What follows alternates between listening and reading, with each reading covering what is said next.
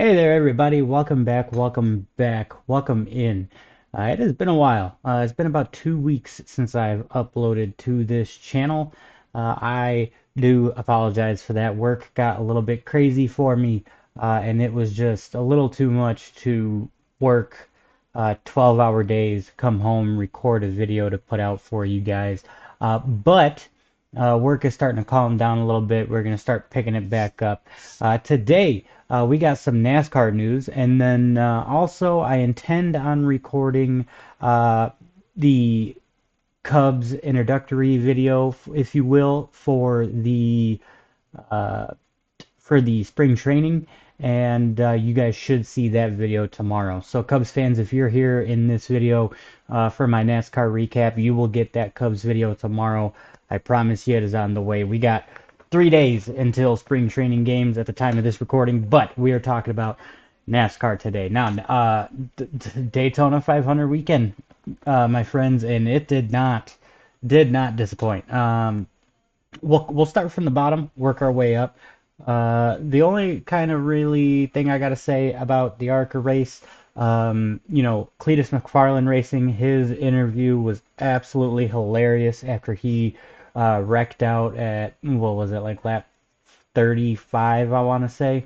I did not catch the ARCA race. I was busy catching up on much needed sleep. However, I did catch the Xfinity race later that afternoon.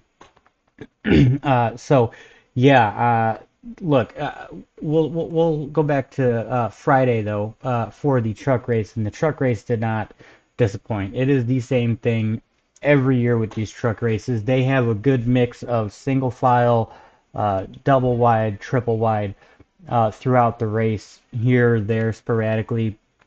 And then the end of the stages just get crazy. I mean, all of the stages were that way. There was a clear front runner. I thought, even though he didn't lead a whole lot of laps, I want to say, uh, you know, Parker Kligerman was definitely a guy that I so thought was gonna win that race. I had him picked actually before the race even started. He didn't lead a lot of laps, but he was up in the front most of the race. And, for him to avoid all the wrecks that he avoided, stay near the front, and then win the way that he did, just to have it stripped for being too low in the rear, I believe. I mean, that really, really just has to bite for them. I hope that they win their appeal because, Parker Kligerman is such an awesome guy for the sport. It doesn't matter what series that he is running in. He's always just been an even keel kind of guy, and he's always he's always looking to help the small teams improve. It's just it's gotta be really harsh to be there at the end, avoid all the wrecks, just to uh, just to get DQ'd like that. And I'm looking at these lap leaders. Now, obviously, Chandler Smith being the dominant truck of the day, he had 34 laps led. I mean, there's between him and Ben Rhodes. I mean, the Fords were absolutely the class of the field in that truck race up until about 5 laps to go when the big one happened. But man, it's just the truck races never disappoint for me. They're always action packed, and I really enjoy watching these truck races. I would argue that the truck racing is actually better than the cup racing, and we'll get into why when I review the cup race. Um, but yeah, I mean, you had people all over the place. You had you had a good mix of rookies up at the front, in the back up to the front. I mean, people could move around and pass, much like the Xfinity Series race. People were just everywhere, and that's why I enjoy the truck racing, at least with the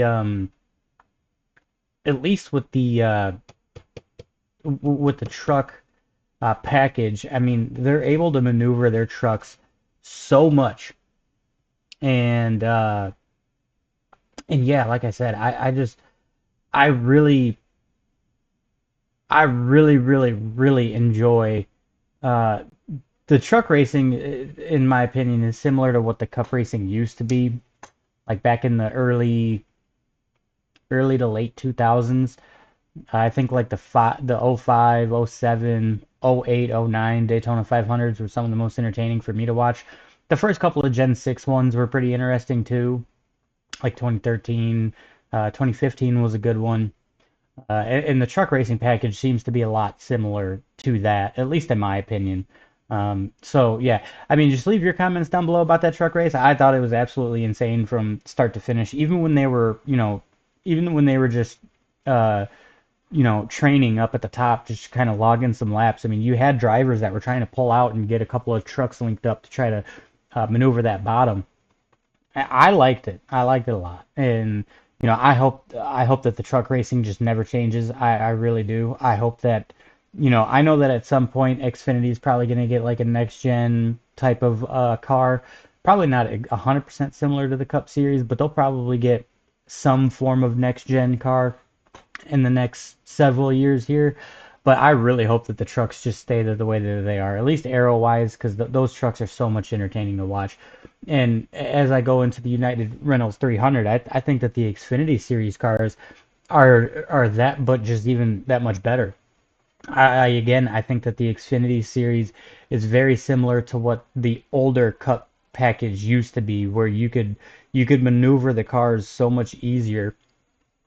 And I know that the Xfinity cars have gotten a little bit more stable with downforce and things like that over the last few years.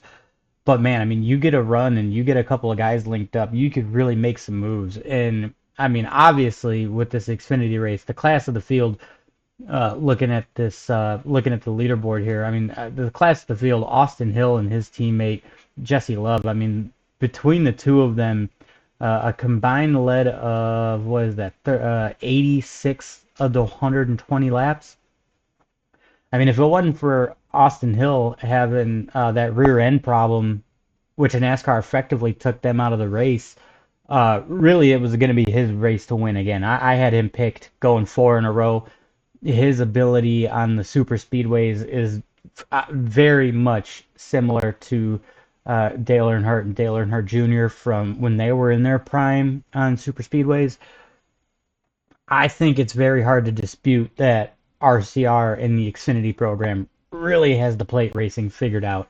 I mean, the two car and the 21 car are always up at the front, and if they field a third car, they're always up at the front too. And I mean, the same thing could be said for the JRM cars. I mean, they had it sorted out to where they had all four of their cars, or four cars, all four of their cars linked up at one point there as well towards the end of the race. And I mean, the Fords, Sam Meyer and Sheldon Creed, not a lot of laps led, but they're showing that they're definitely going to be the class of the field when it comes to the Fords because they were up there all day long. And I mean, nobody could really compete with those three teams. I mean, like I said, you basically had Dale Earnhardt Jr., Dale Earnhardt Jr.'s team, and RCR was really who was up at the front like the entire race. Like it was them guys and them guys alone. And like I said, I mean, this again reminds me a lot of the super speedway, the older Cup super speedway racing, probably probably late Gen 5 when they said that there was no more tandem racing, and then early Gen 6 to where the cars are very stable uh, for the most part, obviously, unless you're slam drafting each other. But you could really put your car in very vulnerable positions and it still be stable enough that you could pull off crazy moves. I mean, some of the runs that these guys got during the races was insane. And like I said, it 100% would have been Austin Hill's race to lose had he not had that mechanical failure. Like I said, I had him picked for going four in a row. And then Jesse Love just outright dominated the race after he was done. But the Xfinity series is very much like the Truck series. I mean, you had comers and goers up at the top of the field. You had some rookies up there mixing it up. You had people, experienced people with new teams up towards the front. I mean, Taylor Gray was up there, Harrison Burton, Jordan Anderson, Dean Thompson, Jeremy Clemens, and Patrick Emerling. I mean, these are all guys with newer teams. I mean, Matt Benedetto was up there. It's just, oh, excuse me, got a bit of a hiccup there. The Xfinity cars and the trucks are, in my opinion, way more entertaining to watch at Daytona and Talladega these days because one, fuel mileage typically isn't an issue because their stages are short enough, and two, these are guys that have something approved for their name to try to get that cup ride, right? So they're doing everything they can to be up at the front and stay in the front and lead these races. And again, outside of your top of the class names like a Sheldon Creed, a Jesse Love, where's he at? Austin Hill. Outside of those guys that really know how to really manipulate, maneuver that draft, you got people coming and going all race long. And again, I mean, you get some of those parts in the stages where sometimes they're just training up at the top or the bottom, just logging laps, doing that sort of thing, which I don't have a problem with. I mean, that's always been a part of super speedway racing to a degree. Once it's go time, I mean, they ramp it up and they ramp it up in a hurry. Uh, it RCR 100% has their stuff figured out on the super speedways and the Xfinity series. I hope that they figure it out for the Cup Series, which up until late in the race yesterday, it looked like they had it figured out because Austin Dillon and Kyle Busch were working pretty good in that Cup race. But again, I mean, congratulations to Jesse Love. I think that again, he and Austin Hill are going to be just about impossible to beat on the plate races. I think this is going to be what you saw in the early 2000s between Michael Waltrip and Dale Jr. in the Cup Series. It's going to be really hard to beat them, and you're going to have to throw everything you got at those two just to even have a chance. So I fully expect Austin Hill to have a bounce back at Atlanta now that that is a drafting track. I expect to see him up front most of the day this coming weekend. But yeah, I mean, and then for the 500, I will say a couple of things. I am not a fan of the fuel mileage racing when they're all trying to save fuel and they're three wide from first all the way to 40th and they're saving fuel and they're three wide this close together, but they're only going 170 miles an hour. I mean, you got guys that could go faster in qualifying than they were in the race just because they're trying to save fuel to get far enough down the stage so that when they hit pit road, they're on pit road for the shortest time possible. And what really, really annoys me about it is that since everybody's all in the same trying to save fuel mode, you don't have drivers coming and going and mixing it up and getting guys up to the lead and guys falling to the back. Basically, once you're in line and you're fuel saving to get as far down the stage as you can, that's where you're going to be for the next 30 to 40 laps if no one wrecks. Which is also crazy to think about because in my recent memory at least, this is the longest period, like longest stretch of green flag laps that I can remember where they were three wide, at least 10 rows deep for 10, 15, 20, 25, 30 laps and nobody wrecked. Everybody's just minding their P's and Q's. It's almost like the new form of sitting at the top lane or the bottom lane and just logging laps. Single file. It's like the new version of that. I suppose if you're at the race, it's more entertaining to see them three wide for 30 laps than single file logging laps. But at least if you're single file logging laps, you got those guys that would try to duck down and see if they can get a couple guys behind them to try to go up to the front. You can't do that when everyone's at three-quarter, half, quarter throttle just sitting in line. And after, 10, 15, 20 laps when no one can go anywhere, in my opinion, this gets kind of boring. And then on top of that, with the way that Fox broadcasts their races, holy Jesus. I think that I speak for everybody that's a NASCAR fan when I say that them going to side by side and then a caution immediately coming out, but then they don't cut away from the side by side to explain the caution is extremely annoying. It happened in the truck race, it happened in the Xfinity race, and it happened in the Cup race. It was just unbelievable. And again, I don't think that that's very fun. I just don't. I think that Fox could also take a little bit of a note from CW when it comes to their ticker. I think that CW's ticker being on the bottom is a lot better than Fox on the side, but that's just, again, my opinion. Um, as far as the broadcast booth goes, for as much of a Harvick fan as I was when he was racing, I don't mind him and Clint in the booth with Mike Joy. I really don't. I love Mike Joy. I like Clint Boyer. I like Kevin Harvick. I like the race driver banter back and forth with them. It kind of just takes up some time in the broadcast, which is nice. I mean, I have nothing bad to say about the actual broadcasters. It's just the presentation on the TV is just god awful. God awful. And then once we get to the end of the race, which we'll talk about more, the fact that NASCAR fans bullied NASCAR into letting them race back to the line is absolutely hysterical. That's an absolute W there, NASCAR fans. That's a W for everybody in the chat. That was insane. Again, after what happened in the dual races and then I guess the Xfinity race, they definitely took the white flag. But it's like if there's a wreck that happens on the backstretch going into turn three or coming off of turn four, I don't see what's the point in immediately throwing the yellow flag because they got a whole 2 miles to go back around the racetrack before they even get back to that point.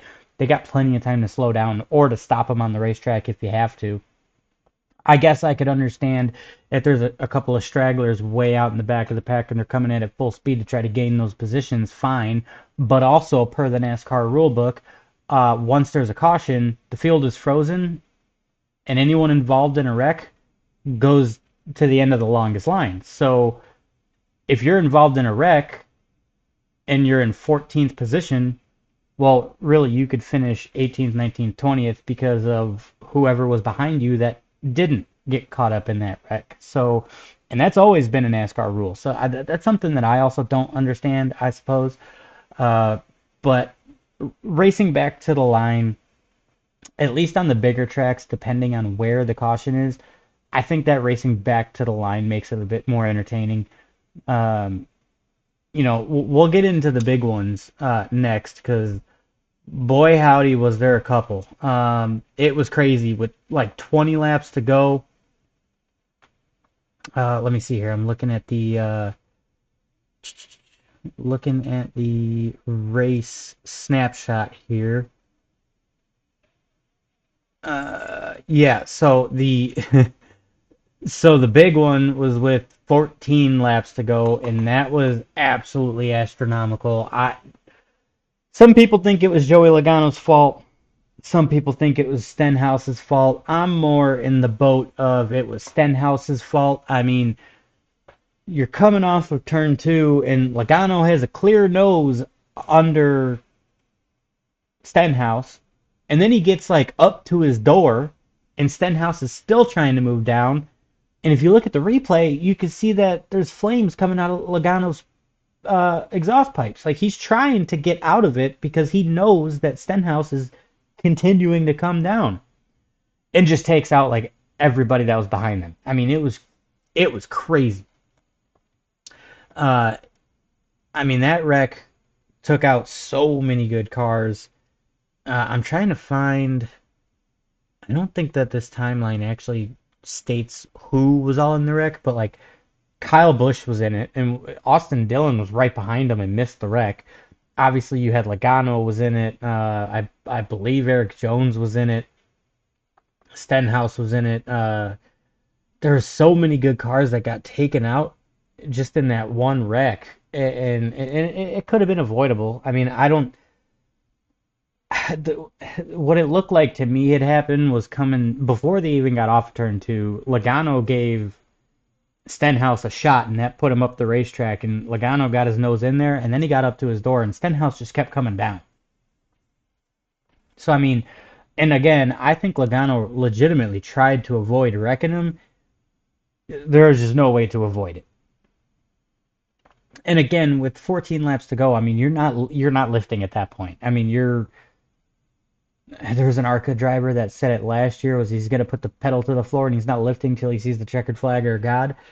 I mean, yeah, I mean, with 14 laps to go in the Daytona 500, you've been minding your P's and Q's all day. You're not going to try to avoid that. I mean, you're just not. And I mean, I understand people are pissed at Logano. I understand people are pissed at Stenhouse. I'm in the camp that it was more Stenhouse's fault than Logano's, but hey, I mean, a lot of good people got taken out, and I don't think that a lot of people needed to be taken out with that one. Uh, with 6 laps to go, yeah, Busher or Ryan Preece, sorry, Busher, Ryan Preece. This guy cannot cannot catch a break at Daytona. I mean, this flip, I kid you not, took 3 to 5 business days from start to finish. So you got everybody's pushing extremely, extremely hard. You got Christopher Bell up in the lead. He's trying to block the 41. The 41's getting pushed from behind him. So basically, you just had this mini stack up, and as we've seen time and time again with these Gen 6 car or these Gen 7 cars especially, this is also a problem in the Xfinity series and the Truck series. But when drivers stack up extremely quick, and I mean, and this usually happens within 10 laps to go between all 3 series, really. But when you got 4 or 5 guys in a line, and all of a sudden it just everyone pancakes each other at the same time, it is so much force on the lead car that they just can't hold on to it. And that's exactly what happened with the 20 car. He gets into the wall.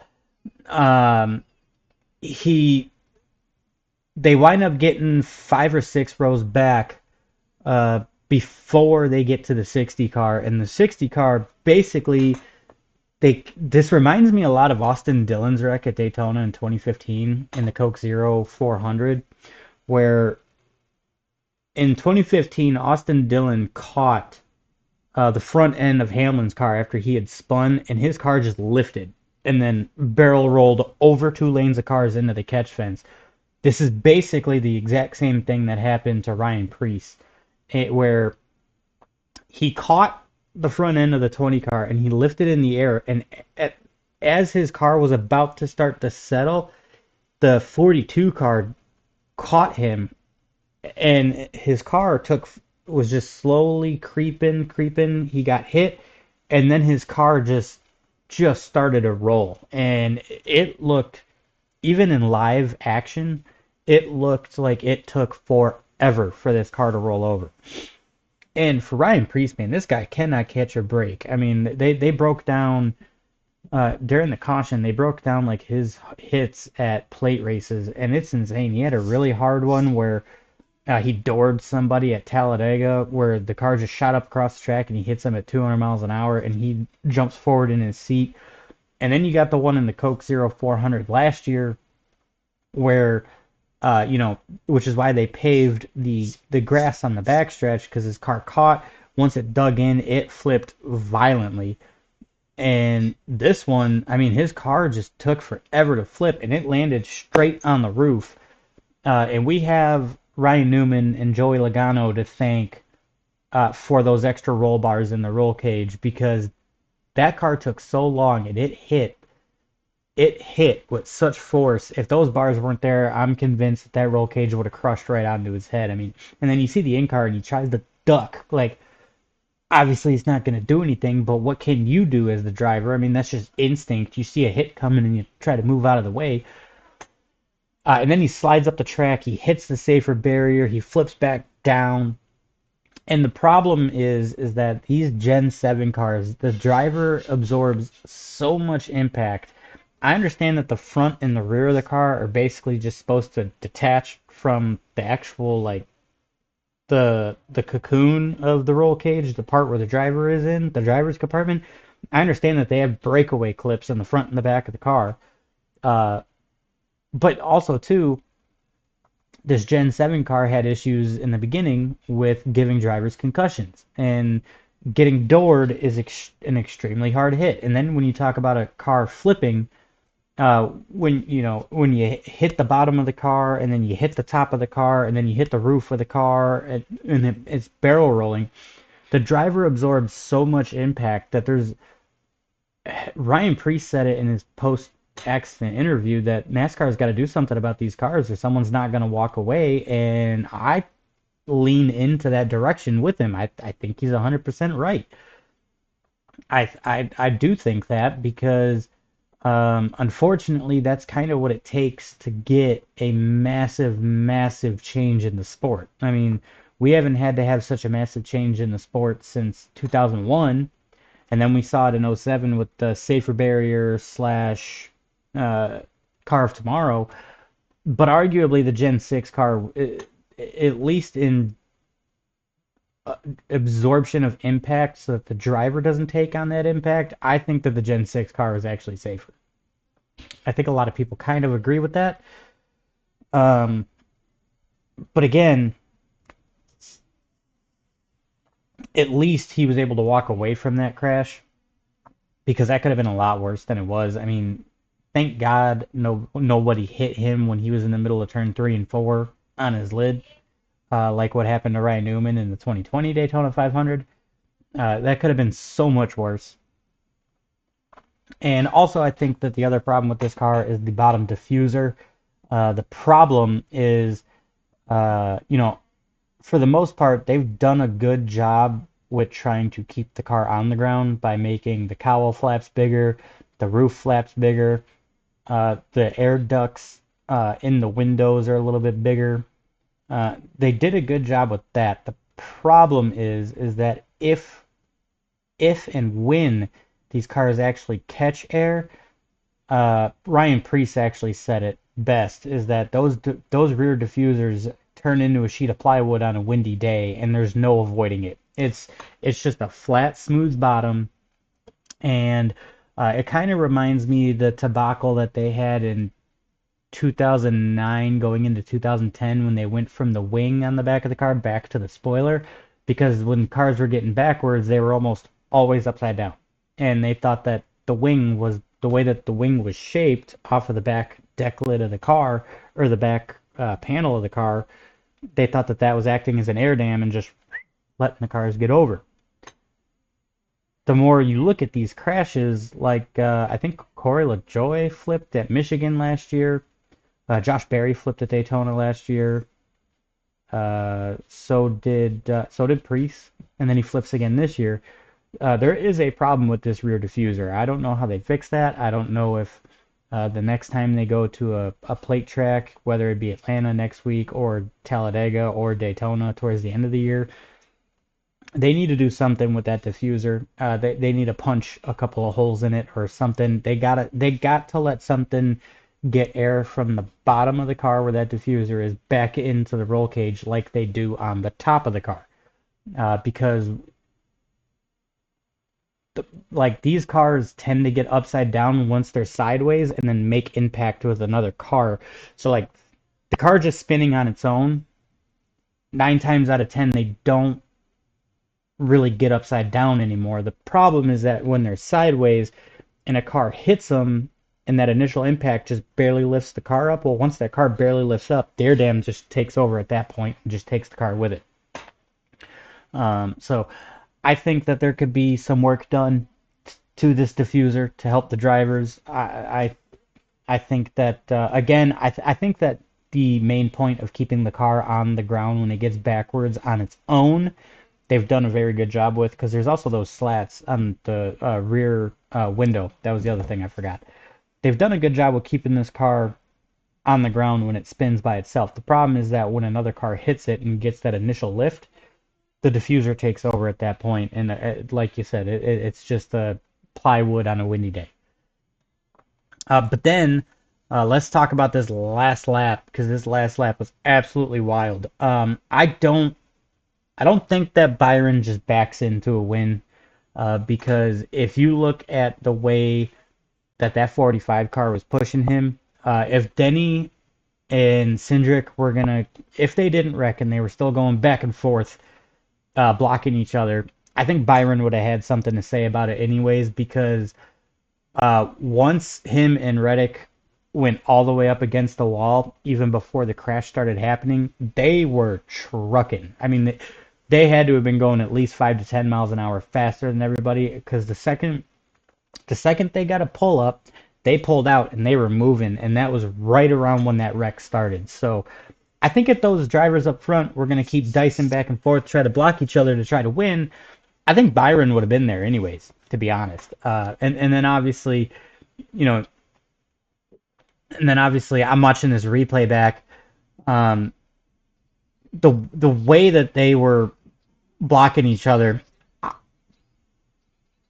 I think that Byron seriously has something to say about this, because I mean they're going back and forth, back and forth, back and forth, uh,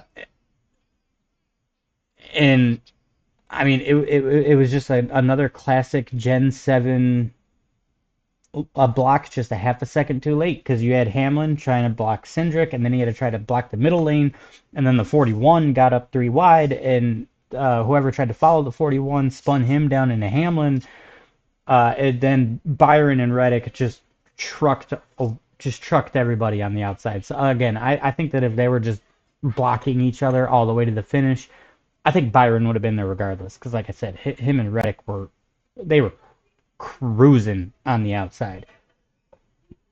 But oh, a hell of a way to start 2025 for real. I think that this is the best Daytona weekend that I've seen in quite a while.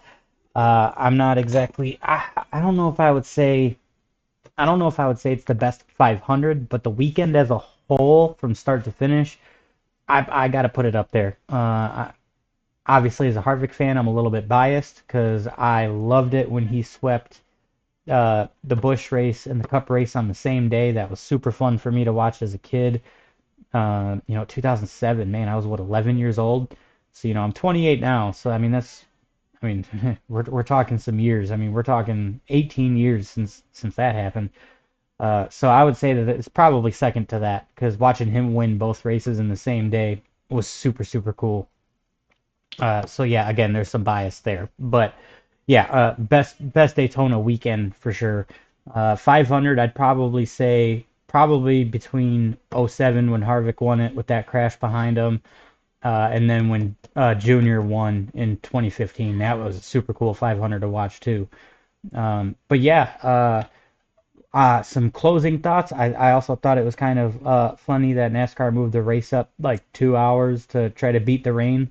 They got like 10 laps in and then had to stop the race because of rain. That rain delay absolutely sucked. It made the day boring, but that also meant primetime Daytona 500 racing. So I wasn't that mad about it in the end. I think that Daytona 500 starting in the daylight and ending at nighttime is the way that it should be. It's the biggest race of the year. It deserves the race in the prime time. But my fellow NASCAR fans, let me know your comments down below. What did you think of the Daytona 500? What did you think of that United Rentals 300? What did you think the Fresh from Florida 250 was? Do you think that Kligerman and them guys have a chance at their appeal? Do you think that had it not have been for the mechanical issues, do you think that Austin Hill goes four in a row? And then who do you think should have won that 500 had that big one not happened? I thought that Kyle Busch had a real shot at this one. I did not have Byron going two in a row, but I mean, like I said, had that wreck not happened on the last lap, I think he still would have had a fighting chance anyways, because him and that 45 were scooting. But let me know your comments down below. Again, Cubs fans, I will be in tomorrow to break down our opening set of games against the Dodgers that start on the 20th. NASCAR fans, I will catch you guys next weekend for Atlanta. So you guys have a good rest of your week. I'll catch you guys in the next one.